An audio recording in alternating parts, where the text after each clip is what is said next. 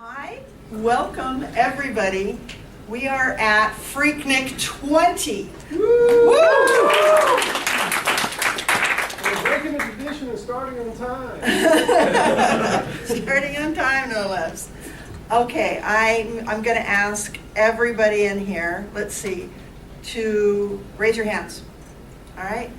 So if you have been to, okay, if this is your first PhreakNIC, lower your hand. Second PhreakNIC. All right, if you have been to, I guess only 5 PhreakNICs, lower your hand. Okay, all right, we got 2 people up. Have you been to 10 PhreakNICs? 15 PhreakNICs?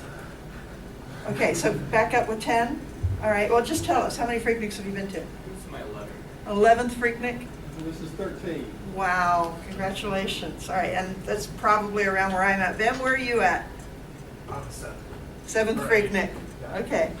I mean, it's just amazing that it started in the 1990s, and here we are today. So I'm going to go over really briefly kind of where we are today, and then Key is going to go into the rules for the King of the Hill competition. So. And I'm actually prepared this year. So we got a bunch of great talks for you. We have some really smart people coming in from some of the 3-letter agencies and talking about we've got some PhDs coming in talking about really deep dives that they're going to be doing. And so Friday and Saturday, and I'm going to be giving a talk on agile development for anybody that's interested in that. And then on Sunday, I'm going to be doing one talk in the morning that's going to be talking about my own journey that goes all the way back to PhreakNIC3 and kind of how it interwove with some of the games that I've been creating, and it interwove with the CIA and the crypto sculpture. So anybody that's interested, come to that. And then we're going to have closing ceremonies on Sunday morning. All right, and then we also have a ton of great workshops combined with the King of the Hill competition. We're going to have a kids track, and we're going to have lock picking, and there's going to be, if we can get a break, we're going to do some board gaming at some point. And but so far things seem to be going pretty smoothly. So Nashville 2600 started with a bunch of hackers in the late 1990s, and then in 2004 actually became an official nonprofit. So we have the official Tennessee 501c3. So the registration that you pay for, tax deductible. Make sure to put that on your taxes. And anything you buy here, any shirts. This is a picture from PhreakNIC1. That is Dagmar.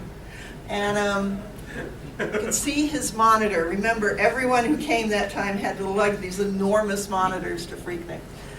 So 20 consecutive PhreakNICs. No other HackerCon, no other annual HackerCon has managed that, to do 20. We're really proud. We've been through tons of different hotels. At the beginning, we had a reputation that every hotel we had a PhreakNIC in would then be torn down. So we would have to then go and find another hotel, because we were just going super budget. And then we went to the Millennium Maxwell and kind of bounced back and forth with the Clarion in here. But we've managed to keep it happening. The torch has been passed from one group to another, and somehow we make it happen. There was a kind of problem with PhreakNIC18 with the Millennium Maxwell Hotel. Some of you may have heard about that. Kind of drained the coffers of the nonprofit. But we figured out what happened, we learned from it, and we decided to keep moving forward. We completely reorganized everything in 2015. We had a new board, and we came up with a new logo, this brand new logo, which I adore. And we rewrote the bylaws, and we completely redid the financials. We decided we were going to have like a set of values, communication, transparency, oversight, and an improved culture, treating each other with respect, be excellent to each other. 2016, we continued. We have a new board. Boy, that's small print. So we moved the monthly meeting places from JJ's because that was going to be torn down, and so now we're at Emma's downtown. We had a loan to Codex Cast. That was the only way we were able to survive last year. We were encouraging everyone to please go and get an account at Codex Cast, and then they would forgive $100 of the loan, and everybody did really well, and we finally completely settled the loan, a combination of the sign-ups and then also a bit of cash, and so that is 100% off the books. We're thrilled with that. We changed banks because US Bank will give free accounts to nonprofits, so we're no longer having to pay that monthly charge. We think we're doing better at advance notice for the conferences, so you don't have to find out like a month and a half prior where the hotel is and where it's going to happen. Also, we've got a much improved social media presence, primarily because of Key. He's been doing a great job on Twitter, kind of announcing things. Also, we've been doing better with sponsors. We've been getting little trickles here and there, and Key also did a great job of working with the FRISC grant. We didn't get approved for the FRISC grant this year. It was a ton of paperwork, but he really kind of put it all together, and we're going to try again next year. It's not so much for cash, it's just for the little bits and pieces of hardware that we need, microphones and microphone stands. And so hopefully we'll get the FRISC grant next year. And we had a lot of personal chaos in the board members' lives. Every single board member listed there either had to change jobs or had to move their entire house. Ben, I don't know if he's here right now, he got like, what, a month's notice that he needed to move his entire family of 5 from one house to another. So he was in total chaos. There's Ben. Ben's over there. And Dagmar moved twice. Dagmar moved twice. Yeah. And I guess I should announce here, this is kind of exciting and sad. I got a new job, but it's going to be in Washington, D.C., so I'm going to be leaving Nashville. It doesn't mean this is my last PhreakNIC, but it will be my last PhreakNIC as chair, because we have a requirement that you have to be living within 50 miles of Nashville. We had a big debate on what within 50 miles of Nashville meant, and then we decided 50 miles within the Parthenon. You have to be 50 miles away from the Parthenon, and that's how we're defining the Nashville metropolitan area. But despite all the chaos, we still managed to make PhreakNIC20 happen, so we're all super proud of that. The finances, I'm not going to go through line by line here. Those of you that know how to read some of these, you know you kind of read from right to left. And so this is going 2013 to 2014. You can see those red numbers down at the bottom. We went from in the hole 3,900 to in the hole 5,400. Not good. In April 2015, we only had about $800 left in the bank. And then, but moving forward, again, moving right to left, at the end of 2015, we were at negative 381. And then within 2016, positive 1,700. So we are in the black, something that I'm super proud of. Thank you. Not easy, but we're going to keep moving forward. So where else we're going to go in the future? We're going to try maybe at the monthly meetings, bring in some speakers on a monthly or a quarterly basis. We definitely want to have better relationships with sponsors. Key's doing that with the FRISC grant. If anybody else has any other ideas on sponsors for nonprofits, remember it's all tax deductible. And we're going to reorganize the board again, since I will no longer be available as chair. If you want to help, all right, buy shirts. Most of our revenue comes from selling shirts and from the tickets that people use coming into PhreakNIC. And so also smile.amazon.com, some of you may know of. If you type smile.amazon.com, anything you purchase, a percentage of that will go to the nonprofit of your choice. It doesn't have to be Nashville 2600, but it's a great way to donate without thinking about it. Also, you can get web plugins, so that'll know anytime you type amazon.com in case you forget, and then immediately redirect you over to smile.amazon.com. If you want to help, also be engaged. If you live in the Nashville area, come to our monthly meetings. We're at Emma now. Volunteer. We especially need, we got some tech people here. We would love to have a mobile app. That would help a lot. And we'd also, with our web development, Ben's been doing an amazing job with the web, but we'd love to be able to pass off some of that work there.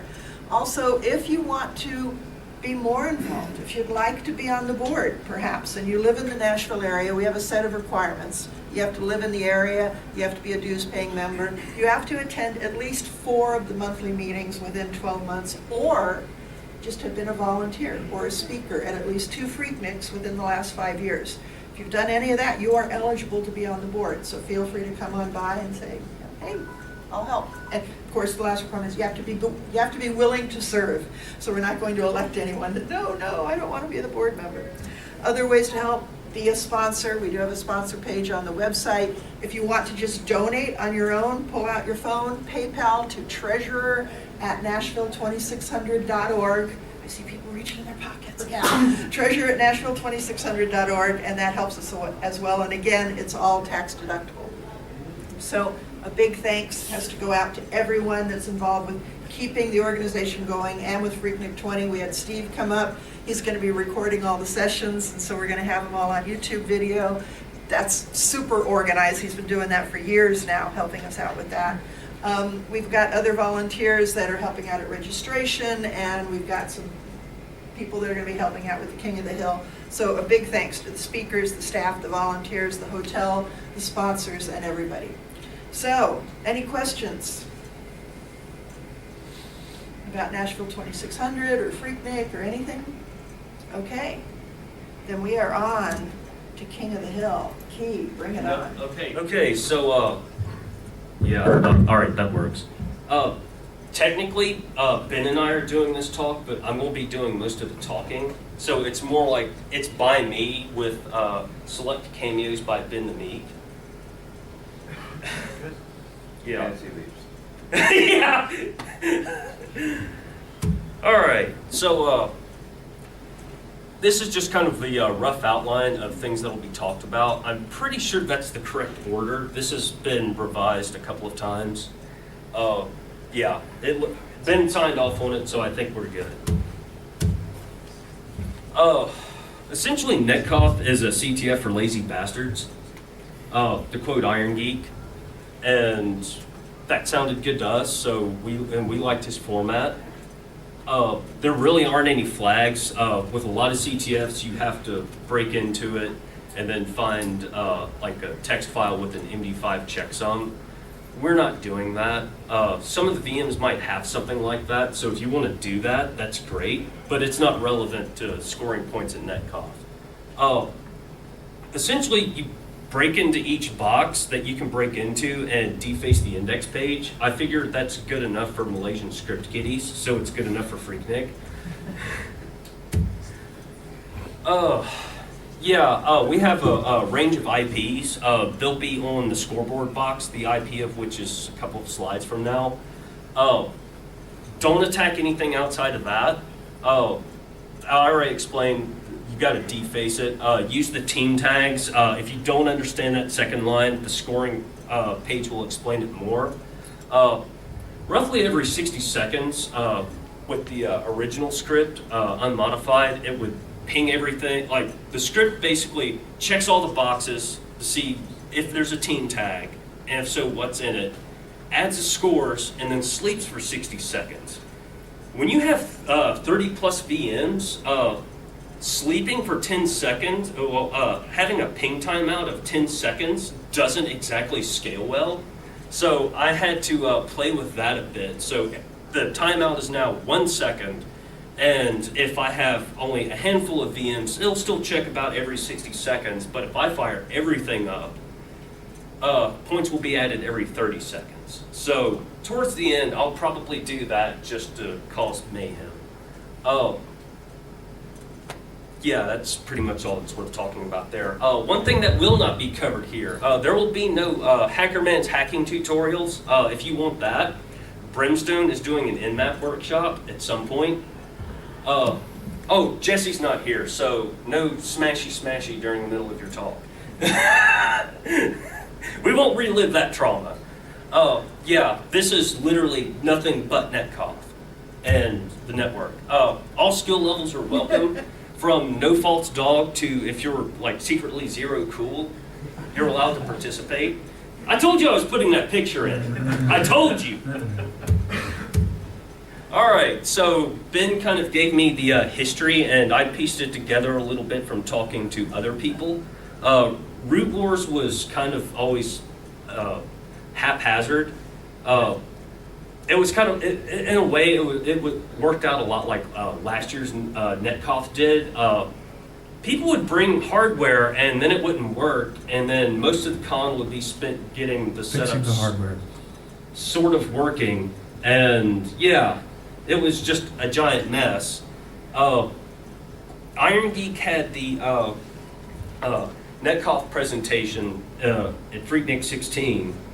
And I think that might have been the first talk he did about that. He did some other talks around that same time, like at other cons. But in a normal CTF, for those who don't know, it's a real nightmare to keep the machines running. Everybody's hitting them at once. It becomes this huge, huge mess. So Iron Geek thought up this idea, we're going to make a King of the Hill. So whoever has their name on the website, it's running and that's it. And we don't have to sit there and reset flags and roll back and all that kind of thing. And he just really simplified the process. We didn't move on that then and didn't for 2 years until 18. Yeah, and Keith Watson ran that. Yeah.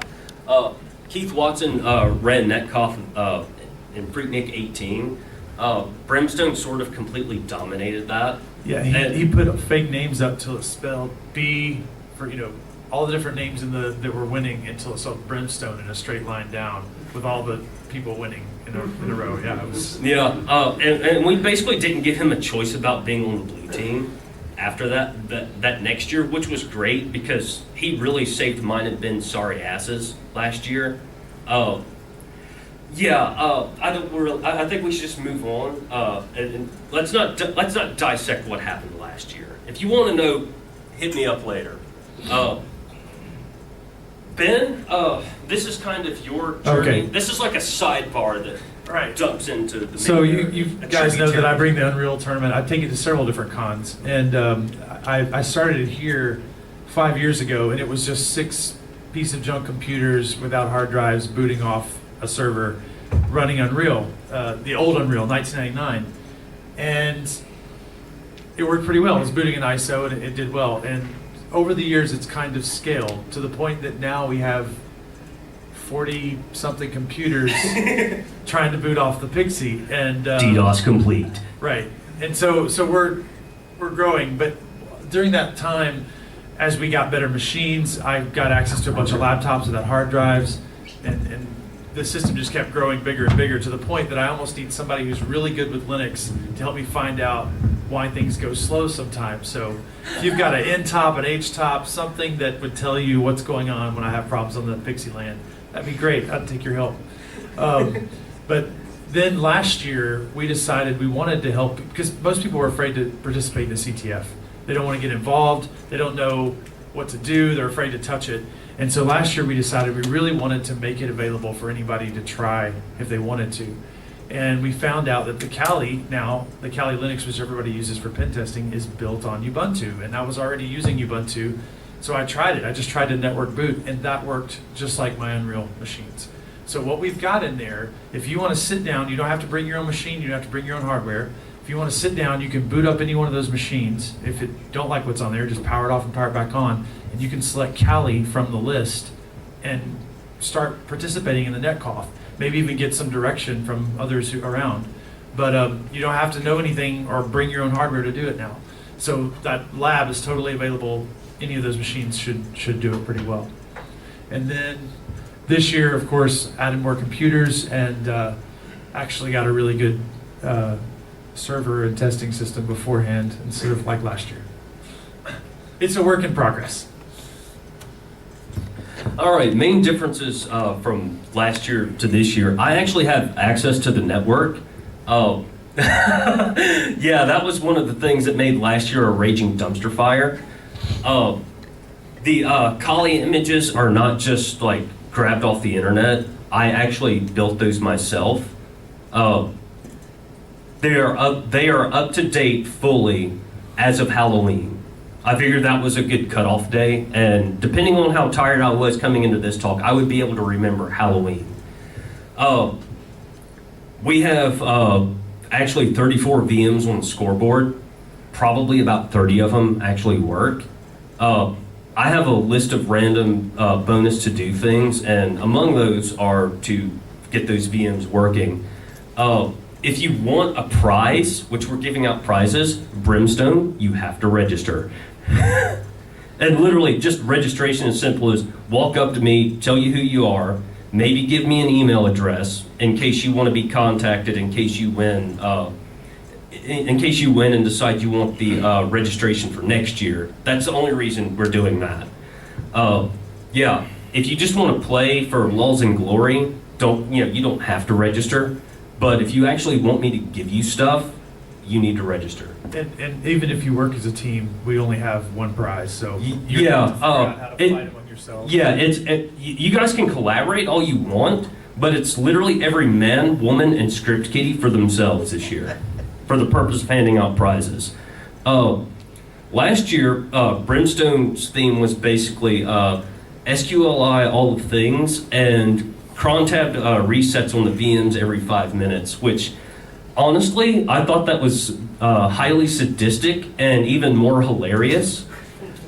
But I saw some people like getting raged over that, which to me, that just, the butthurt just made it more delicious. But I want to do it a little differently this year. This year's theme, I went for high CVSS scores, which is the Common Vulnerability Scoring System, and backdoors. Oh, yeah. We'll talk about backdoors in a minute. Oh, I actually counted CVEs for the stuff I set up this year, and I quit counting at 119, and then Dirty Cow dropped, so I've got at least 120. Okay, actual rules, aka the part of the talk no one actually wants to hear. Only attack the IPs listed on the scoreboard. It'll be in this ugly, like, gray table thing. That's the IP for the score box, so just open up Firefox and go to that IP and you'll see everything. Network layer fun is okay. I don't care. I've taken some steps to maybe thwart some of that. Maybe I haven't. You'll just have to figure that out. And really, guys, don't try to own your fellow players. I don't want to have someone complain that they've had this happen to them. Just, it's uncool. Don't do it. The network is air-gapped. Don't violate the gap. Just don't. We've added a rule this year. We have a bunch of laptops in the gaming area and even more in the workshop area. If you're playing NetKOTH in the workshop area and there's a workshop going on, we would like to ask you to move because people want to learn. And I think there's enough laptops to go around for everyone. And the final catch-all rule, because I'm this year's not so benevolent dictator, I can change the rules whenever I want, however I want. So if I decide, okay guys, you can all start owning each other as violently as you want, that's what's going to happen. If you break the rules, for those of you who don't remember me from last year, I'm the guy who had this. You owe me for a laptop. Ben's got like 100 of them. Other possible consequences. There are USB killers now, but that's like old school cool. In London? We're not in the UK. We're hackers, we'll figure it out. And yeah, I had to include some ANSI art. It's a thing of mine. Extra bonuses. We're going to have an IRC server because you can't really. IRC and hacking go together like peanut butter and bread. You can't have one without the other. So I have the server info and the channel. While PhreakNIC does have a code of conduct, so if you guys chat too hard at each other and someone cries to Elonka, I'm not going to save you. But at the same time, I'm just going to sit back and laugh if you guys start to trash talk each other, because that's just how I roll. This wouldn't actually be a talk of mine without some kind of bug report. The IRC server runs Unreal IRCD, and I was up for over 24 hours when I filed this bug report. Bad idea, by the way. Don't ever do that. There were two features that I thought were broken. One is the change root directory feature, which automatically sets up a change root environment. And another feature that drops privileges, like if you start the IRCD as root, it will drop the user to like nobody and the group to nobody. I thought that was broken, but it wasn't. And I replied to the ticket saying, hey, IRC user and IRC group does in fact work, but Sizok, the guy who is over this project, like 30 days later, he marked my ticket won't fix and deleted both features. So just for getting a working feature RM'd, I feel like I deserve some sort of prize. I mean, that's kind of like a new achievement for me. Because the network's air-gapped, I'm going to supply random goodies. There's a lot that comes with Kali, but I decided to supplement with random web shells, kits, botnets, things like that. You guys want to go nuts with that? You just have to figure it out. Also, that those of you who know what's up know what I'm referencing there, and extra bacon. That's a bonus. Actual prizes. Courtesy of our gracious sponsor, Ben the Meek. Round of applause for Ben, everyone. We will be having we'll be giving out a Raspberry Pi 3 board, case, and power adapter to whoever gets the highest total score from both days. If you're a winner for each day, if you come in first place on either day, you get a choice of free admission next year or a free shirt, which is customary. I will also be handing out custom and exclusive to this con Hacker Inside stickers, or you have your choice of a ThreatButt Enterprise license. Courtesy, I'll show you, Elonka. Trust me, the InfoSec types love this. Second place, you just get to choose between the stickers. And this is mostly because I couldn't find snowflake stickers, but if you end up on the scoreboard, find me and I'll give you a gold star to add to your badge. They cost me like $2 for a pack of 750. I couldn't resist. All right, now that's all the boring stuff. Let's go in the weeds. Ben, go. I don't know how many of you are that interested in this, but this is how Pixie works. You guys know. We've got that set up over there. I can go into the details. I've got it on there. I could just read from this, but essentially a machine requests a DHCP. We give it an option in the DHCP. It goes to a TFTP server, boots a Linux kernel, mounts an NFS share, and then boots up the rest of the system. So you could go to the next slide. Yeah. Okay. So I mean, it's pretty straightforward, Pixie, and I can explain it and would love to get into the weeds with it, any of you want to, but I don't want to bore those who are not interested in how this works. So go ahead and go on to the next page. All right. There are two reasons for the Kali ISOs. Last year, I had devs for the IRC clients, and Ben just kind of sat on those, and I was like, why, Ben? He's like, that's effort. I was like, okay. What if I roll my own image? And he's like, standard issue, Ben the Meek answer, sounds like a great idea as long as I'm not the one doing it. Am I wrong? Did I mischaracterize that in any way? Okay, cool. I just wanted to make sure we got our stories straight. There were also, for those of you who played last year, Ben had a newer Kali image that had graphical issues. We somehow managed to accidentally fix that, so yay. That was the other reason. We could use like any GUI we want, but we just decided to go with XFCE since we were already using that for some of the other images and knew it basically worked. If you follow the docs in that URL and git clone that project, there are files that have variant in the name, and you just pick the one for the GUI you want and add the packages you want to that text file and run the build script, and it will pull those packages and bake them in automatically. So you have IRC clients this year for that reason. The VM stuff, I'm not going to get too deep in the weeds on. I got mad and bought hardware.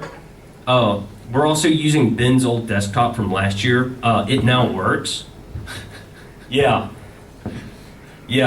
OVAs are a wonderful thing. We're for the virtualization by 2U servers using KVM. We're still using VirtualBox for Ben's old desktop. Some stuff we just like grabbed off the internet. A lot of it was hand rolled. Some of it not too deeply. Some of it I would add. They can be owned 7 ways from Sunday. You're just going to have to figure out which is which. For the ones I spend a lot of effort on, CVEdetails.com is wonderful. The hard part is sometimes tracking down the vulnerable software. There was one situation in particular. I found a vulnerable version of something I wanted to use, And then I went to that project's history, and everything that was possibly affected and before had been wiped. Like they only serve up everything after that. I was like, oh, I bet I know why. For those of you who like Debian and want to play around, snapshot.debian.org is kind of amazing.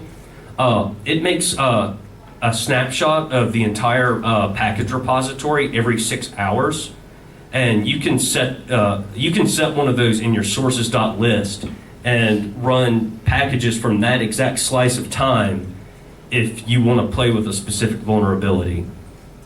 Once I got done with all of that, I added some stuff, and I'm not going to lie, I showed some of this stuff, I explained some of these things I did to friends who don't know any of you and have no cause to burn me by leaking this stuff. And when you figure these out, I guarantee some of you will have this reaction. It's not that scary. No, it's not. All right, my personal pet project for this year, after getting the VM straight, was making a proper packet capture setup. The first iteration was just something that was destined for a dumpster. I paid like $25 for it off of Craigslist. I decided that wasn't going to be good. I said it was sufficient, but I wanted something newer, and I bought that. Show of hands, who saw the tweet about the Endace capture card? That is not being used. I bought it off of eBay for less than $10 because apparently buying legitimate surveillance tech for under $10 is possible. Who would have thought? But it's super old, which is whatever, but there are no drivers out in public.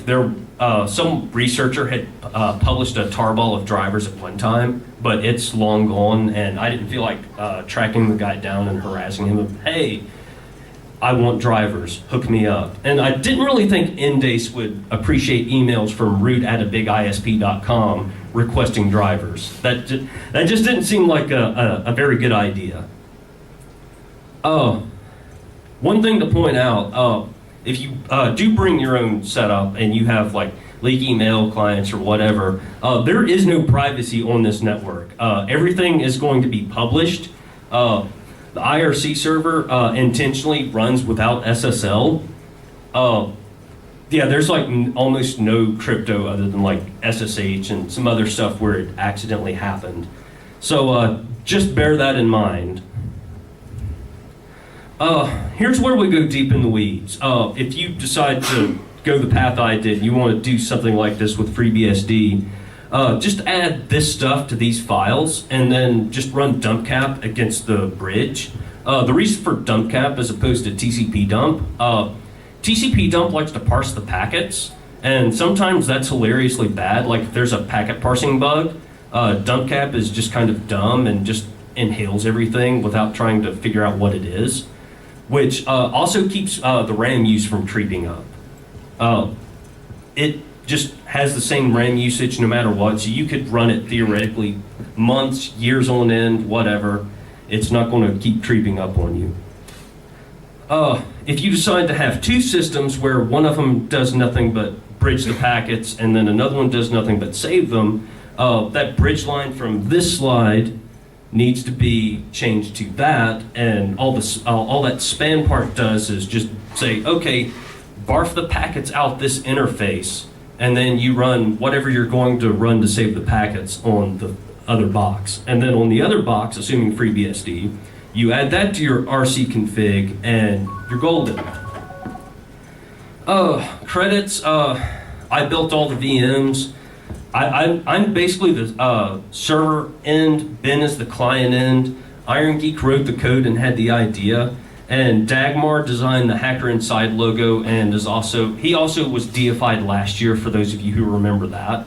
That's just worth mentioning. Praise be the Dagmar. And that's it. Any questions, comments, death threats? Good. One last question for me. I've seen more people come in, so just the one question. How many people, this is your first FreakNIC? Okay. We're glad you're here. We hope you have a great time. And everybody, have fun. Next